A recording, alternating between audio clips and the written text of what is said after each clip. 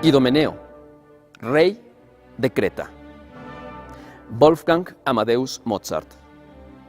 Hablar de Mozart puede ser muy sencillo, pero también puede ser muy complicado. Mozart es hijo de su tiempo. Es un hombre ilustrado. De hecho, su padre lo fue también, Leopold Mozart. Cuando hablamos de la ilustración, hablamos de un lenguaje sencillo, sin llegar necesariamente a algo muy rebuscado, pero algo que tiene que ser muy concreto. Estamos en pleno momento en el que el clasicismo, entiéndase por esto el equilibrio en las formas, sea formas visuales o sonoras, está llegando a Europa. Y Mozart está aprendiendo ello. Mozart van a vivir entre 1756 y 1791. Son momentos turbulentos para Europa. Es la Revolución Francesa. Es complicado tocar ciertos elementos y ciertos principios, porque hay mucho de por medio. Monarquías. Pero también había que comer. También había que ser alguien. Y eso no era nada sencillo para un artista. Pero, ¿por qué se dice que la música de Mozart puede ser compleja? Bueno, si me permiten, podemos empezar diciendo por qué es fácil de escuchar la música de Mozart. La música de Mozart entra en esta burbuja, en esta área, en este momento en el cual la música es denominada hecha con un estilo galante. Cuando hablamos del style galant o estilo galante, estamos hablando de una propuesta que de alguna manera se va a alejar de las estructuras complejas del barroco y va a ser presentada de una manera elegante, entendiendo elegancia como algo equilibrado y, por qué no decirlo, fácil de escuchar o fácil de tararear, si me permiten también esta expresión. Mozart no se aleja necesariamente de las estructuras complejas de sus antecesores. Estoy pensando fundamentalmente en la música de Johann Sebastian Bach. De alguna manera es lo que subyace a la música mozartiana. Sin embargo, y producto de la influencia que establecería Franz Joseph Haydn, en este momento, a mediados del siglo XVIII, Mozart va a lograr hacer una síntesis y la música mozartiana nos va a presentar precisamente esta idea, una estructura sólida, producto de todo un desfile de luminarias, partiendo desde el mismísimo Arcangelo Corelli, Antonio Vivaldi, Johann Sebastian Bach, con este interfaz, digamos, de Joseph Haydn, y él viene a recoger toda esta tradición, haciendo que su música sea una propuesta todo abarcante, una propuesta holística. ¿Por qué es importante Mozart en la historia de la música? Más allá de nombrar algunos de sus grandes producciones como la Pequeña Serenata Nocturna o su concierto para piano número 21 o quizás su Sinfonía número 40, Mozart fundamentalmente viene a revolucionar la música en tres aspectos. Podemos mencionar el cuarteto de cuerdas, podemos mencionar el concierto para piano y la ópera. Estos tres elementos no volverán a ser los mismos después de Mozart. Centrémonos en la ópera. Si bien un compositor empieza a construirse, a encontrarse a sí mismo, a desarrollar su propia identidad a edades maduras, en el caso de Mozart lo es también. Sin embargo, establezcamos qué quiere decir ser un compositor maduro. Lo que para cualquier otro pudiera entenderse después de los 25 o los 30 años, en el caso de Mozart ya podemos hablar que su producción logra encontrar un patrón, una estructura personal, una identidad a los 17 años. De eso estamos hablando. Ya Mozart en este momento es un compositor bastante consolidado y sobre todo es un compositor que ya tiene algo que presentarnos, algo revolucionario, congruente a la época en la que él vive. Previamente vamos a encontrar y vamos a leer que Mozart pues ya había compuesto una gran cantidad de música, incluso óperas y conciertos y sonatas desde los 6 años, una ópera a los 11 años, y mucha gente se admira de ello.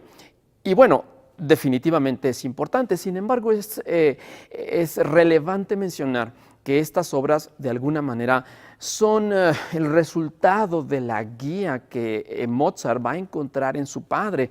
Y en este sentido, tanto sus conciertos como sus óperas, como su música en general, no va a ser otra cosa más que un proceso de aprendizaje y este esfuerzo por irse rompiendo, de ir rompiendo esta tradición del barroco. Mozart viviría casi 36 años, entre enero de 1756 y diciembre de 1791. Mozart compondría más de 21 obras que pueden ser catalogadas como óperas. Y digo catalogadas porque existía el término también de Singspiel, es decir, una obra en donde, si bien tenía ciertos elementos que pueden ser caracterizados o que pueden caracterizarse como ópera, también podía hablarse como si se tratase de una obra de teatro. Estoy aquí parafraseando básicamente al Rapto en el Serrallo. La primera ópera de Mozart fue El deber del primer mandamiento, una ópera que fue escrita cuando Mozart tenía 11 años. Y su última ópera, La flauta mágica, que escribiría justamente 2 meses antes de morir. Idomeneo sería la 13ª obra dentro de la producción operística de Mozart. Y es muy interesante porque la 13ª, el 13, es un número cabalístico. Esta obra marcaría un parteaguas entre lo que fueron sus producciones tempranas, tales como Bastien y Bastien, La finta semplice, Mitridate, Lucio Silla, y sus grandes producciones, como más tarde serían El rapto en el Serrallo, Don Giovanni Così fan tutte, La flauta mágica. Y precisamente en este momento, Idomeneo va a constituirse como esa propuesta nueva, diferente y fresca de este joven salzburgués. Precisamente Idomeneo va a constituirse como la llave de entrada que va a tener Mozart para poder entrar en este gran terreno que es la ópera. Idomeneo va a ser una solicitud que le hiciera el príncipe elector de Baviera, Karl Theodor, como consecuencia del carnaval de fiestas a realizarse en 1781. Lo más interesante de este tipo de propuestas es de que Mozart no tuvo nada que ver en la selección del tema y mucho menos en la forma de tratar el contenido propiamente de la historia. De hecho, el príncipe elector ya había hecho la elección de Idomeneo. Una cosa también muy interesante es de que Mozart va a tener pocas posibilidades de ser libre, de tener las manos libres para poder manipular el contenido y sobre todo el tratamiento musical. Y esto es porque tendría dos, ¿por qué no decirlo?, rivales a la hora de componer Idomeneo. Estamos hablando de su padre, Leopold Mozart, que todavía no lograba dejar a su hijo navegar por estos mares truculentos que implicaba componer una ópera. Y por otro lado, el libretista. El tema de Idomeneo fue un tema retomado de un libreto previamente elaborado por Antoine Danchet para una ópera de André Campra en 1712 en París. Y precisamente este libreto fue preparado para Mozart por un abate de Salzburgo, precisamente un libretista al servicio del príncipe arzobispo de Salzburgo, Gian Battista Varesco. Al principio esta ópera, como ya platicábamos, tuvo sus problemas porque se vio inmersa en un debate tripartita. Por un lado estaba el criterio fresco, el criterio joven, el criterio atrevido de Mozart, pero por otro lado estaba esta carga, esta fuerza, este conservadurismo de su padre Leopold Mozart. Y como si esto no fuera suficiente, imagínense ustedes, Mozart tendría que debatir también con Gian Battista Varesco. Esta ópera fue iniciada hacia noviembre de 1780 y sería estrenada en enero de 1781, cuando Mozart cumplía 25 años, unos días atrás. Ustedes pueden pensar que hablar de Idomeneo, del gran Mozart, iba a ser el espectáculo o quizá el evento del año. Pues no, resulta que si hubiéramos tenido la posibilidad de acercarnos a la prensa y de leer algunos comentarios, algunas notas, algunas reseñas sobre esta puesta en escena en el Teatro de la Corte de Múnich, podríamos leer: se presenta la ópera Idomeneo, rey de Creta, preparada, el guión y su música, por gente venida de Salzburgo. Lo cual quiere decir que la figura mozartiana, la figura de Mozart, todavía no pesaba lo suficiente. Esta ópera iba a tener 3 o 4 representaciones un poco más adelante. Más adelante los Mozart seguirían su perihelio, seguiría su camino, viajarían a Augsburg, la ciudad natal de su padre, para después regresar a Múnich y unos meses más adelante viajar a Viena, lugar en donde pasarían los últimos 10 años de vida de Mozart. Idomeneo, dramatis personae. Idomeneo, rey de Creta. Idamante, su hijo. Ilia, hija del rey Príamo, último rey de Troya. Electra de Argos, una griega refugiada durante la guerra de Troya. Arbace, un hombre de todas las confianzas del rey Idomeneo. Y también vamos a tener en el coro a todos los ciudadanos de Creta, así como los prisioneros de Troya. Antes de empezar propiamente la ópera, es importante tener en cuenta ciertos elementos. Para empezar, Idomeneo participa, es un personaje importantísimo en la guerra de Troya.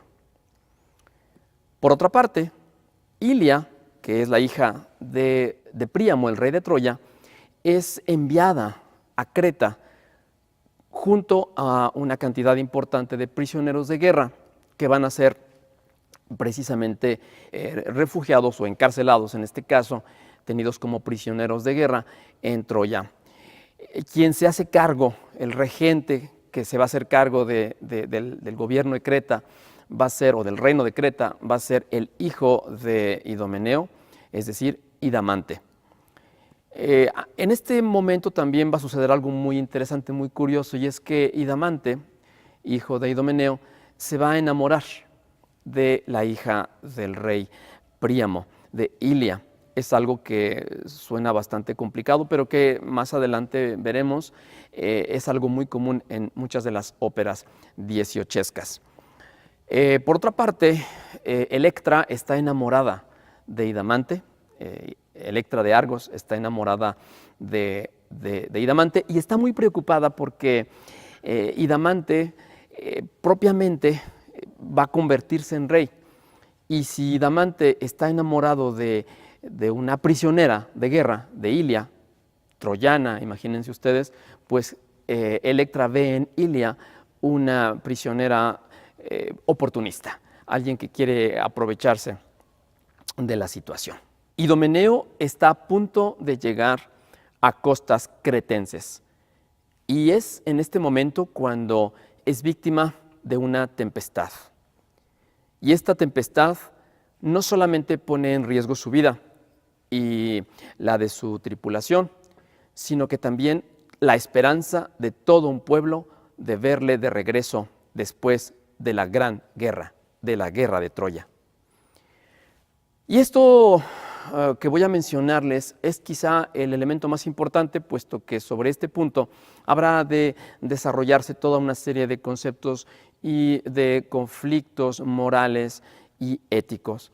Y es el momento en el que Idomeneo, ante la desesperación de perder su tripulación y de perder su vida misma, hace una plegaria al dios Neptuno y le dice: Dios Neptuno, si tú me salvas, si tú salvas mi vida, yo te ofrezco a cambio la vida del primer ser humano que encuentre pisando tierra. A partir de este momento, las aguas empiezan a ceder, las aguas se calman, el mar se calma y entonces empieza Idomeneo, rey de Creta. Ilia está preocupada y está muy preocupada porque ella teme que Idamante ame a Electra. Sin embargo, Electra también tiene ciertos conflictos porque se deja escuchar en el ambiente que el barco de Idomeneo ha naufragado y en este momento entran en conflicto. Y entran en conflicto porque, por un lado, el futuro de Creta es incierto y, por otro lado, Idamante ha dejado perfectamente claro que él ama a Ilia. Lejos de ellos, en la costa, está saliendo de las aguas con mucho pesar Idomeneo. Él está agradecido porque después de la plegaria que le hace al al dios Neptuno, pues logra salvar la vida. Y en este momento Idomeneo está tirado en la playa y hace su aparición el primer ser humano al que supuestamente debe dar muerte Idomeneo. Pudiera haber sido cualquier otro ser humano, sin embargo, y para mala fortuna de Idomeneo, es su hijo. En la escena se muestra un sentimiento muy interesante porque hay que plasmar, por un lado, esta compasión que tiene Idamante. Finalmente es una persona sana, con sentimientos puros, cristalinos, y ve a un viejo tirado en la playa, al que por cierto no logra reconocer de primera instancia, puesto que ha pasado ya mucho tiempo después de que Idomeneo partió a la guerra. Y tampoco Idomeneo es capaz de reconocer al joven o de reconocer en el joven a su propio hijo. Este le pregunta cuál es su condición y por alguna circunstancia se da cuenta Idomeneo que está hablando con su propio hijo. Inmediatamente viene el impacto al saber que, producto de su juramento hecho a Neptuno, Idomeneo tiene que dar muerte a su propio hijo, ante lo cual él cae en un profundo pesar y la única salida que tiene es alejarse y huir de ello. Ustedes se preguntarán, bueno, ¿y por qué no ser claro Idomeneo con Idamante y decirle, pues perdóname hijo, pero yo le hice una propuesta, una promesa al dios Neptuno y pues debo sacrificarte? No, en este caso él simplemente se lo guarda en su corazón y huye del escenario. Idamante se queda muy desconcertado y muy desconsolado ante tal situación, en la cual, después de haber pasado tantos años, la respuesta que tiene de su padre es simplemente el no hacerle caso. El pueblo está feliz. Recibe a su rey, a Idomeneo, y lo que resta no es más que agradecer al dios Neptuno por los favores recibidos. Y con esto concluye el primer acto. Idomeneo está preocupado, muy preocupado, Y es precisamente cuando entra en escena Arbache, su fiel consejero y amigo, y le dice que pues existe una posibilidad, una solución, y es de que mande a su hijo Idamante lejos para poder así evitar la catástrofe, evitar la tragedia. Y efectivamente, una de las soluciones que toma el rey Idomeneo es enviar lejos a Idamante. El problema no es mandarlo lejos y tampoco propiamente es que Idamante esté o no esté de acuerdo, sino que aquí se va a hacer un lío, una tragedia amorosa, vamos a llamarle así, porque el objetivo de mandarlo lejos no es mandarlo lejos por el simple hecho, sino que tiene que ir viajando junto con Electra. Ahora resulta que va a acompañar a Electra de Argos de regreso a Grecia. Esto obviamente a Electra le parece pues muy bien porque finalmente ve que va a poder recuperar a su amor perdido en el caso de Ilia. Y salen estos dos, están a punto de partir y en este momento se va a dar uno de las escenas más conmovedoras en la historia de la ópera y es precisamente cuando Ilia se presenta frente a Idomeneo y se presenta para agradecerle y decirle: estoy en un momento complicado en mi vida porque si bien ustedes son el bando enemigo, el bando que derrotó a mi padre, también he logrado desarrollar en mi corazón cierto aprecio o mucho amor por Creta, pero sobre todo por Idamante. El rey Idomeneo se da cuenta del profundo amor que tiene Ilia con su hijo y entonces entra un conflicto bastante considerable. La escena es muy interesante porque Electra e Idamante se dirigen al puerto, a la salida de Creta, y en ese momento el pueblo los va a despedir. Hay una gran celebración para anunciar la salida de estos dos personajes. Sin embargo, recordemos que hay todavía cuentas por pagar y a quien hay que pagarle estas cuentas no es ni nada más ni nada menos que el mismísimo dios Neptuno.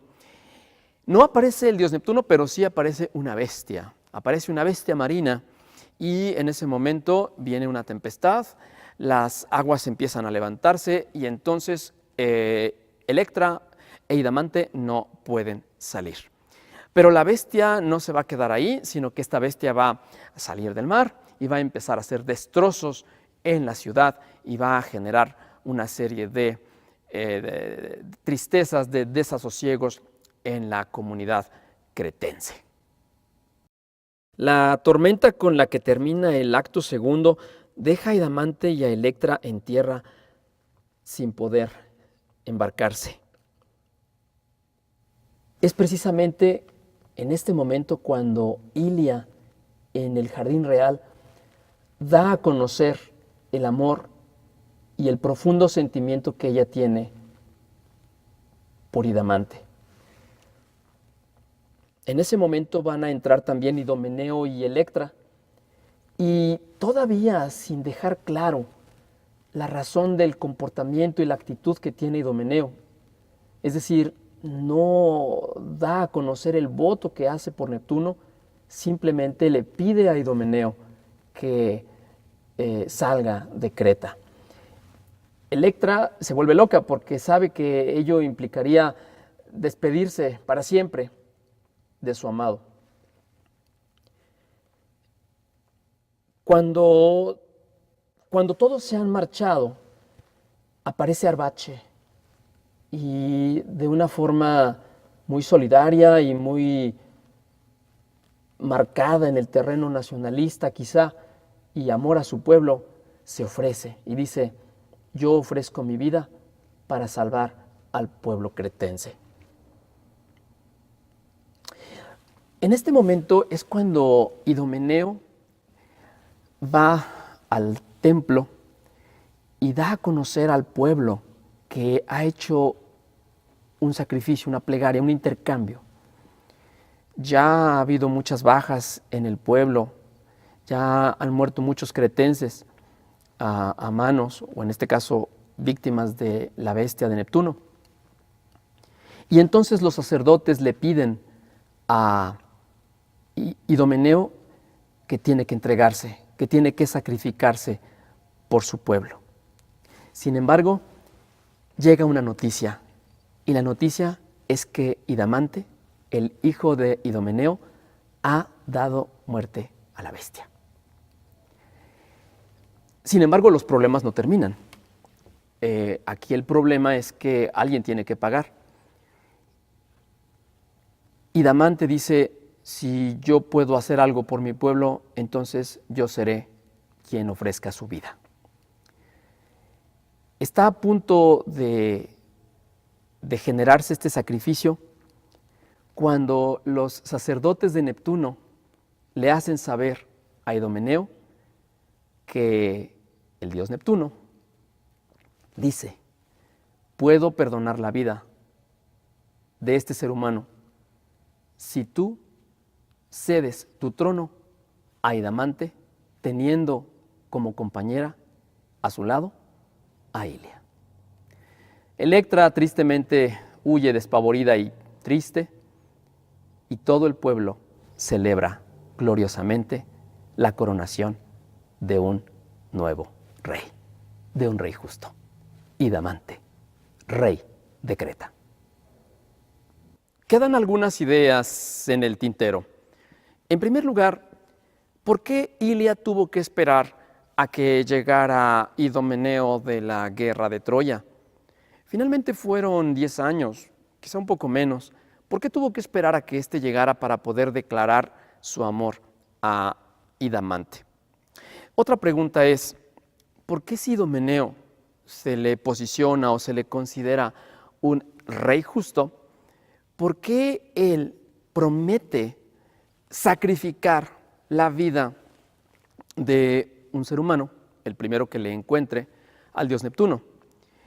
¿Y qué hubiera pasado si no hubiera sido Idamante? Si hubiera sido cualquier otra persona que no hubiera sido su hijo, pues definitivamente la historia hubiera cambiado y no estaríamos platicando en este caso de esta ópera, o la historia hubiera cambiado drásticamente. Aquí la pregunta queda, ¿únicamente importa la vida de mi hijo o la vida del hijo de una familia prominente? Se queda ahí la pregunta. Por otro lado, en el caso de Neptuno, él pudiera parecer que es un dios malo, un dios con una posición, una actitud agresiva hacia los seres humanos. Sin embargo, él no estaba haciendo nada malo, simplemente estaba dando curso a la negociación que había llevado con Idomeneo. ¿Para qué eran las óperas? Y aquí nos preguntamos, ¿realmente se cumple el objetivo de Idomeneo en tiempos del príncipe elector Karl Theodor de Baviera? La respuesta es muy sencilla. De alguna manera las óperas en aquel entonces cumplían un objetivo muy especial. Y es que precisamente el presentar este tipo de obras, este tipo de espectáculos, era básicamente posicionar la idea de un soberano, la idea de un rey, la idea de un príncipe. Al estar viendo Idomeneo, la gente no necesariamente estaba pensando en el Idomeneo, rey de Creta, estaba pensando en el príncipe elector Karlsruhe.